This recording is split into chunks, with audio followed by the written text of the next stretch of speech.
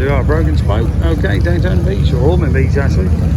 Beautiful bike displays. I mean, these are just daily riders. These guys ride these things every day. No trailer queens, even the old Panheads, stuff like that, knuckleheads. These are all ridden daily.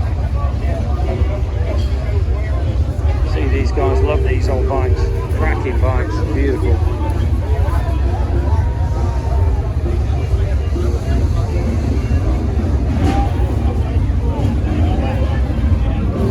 Where would you see this made in Britain?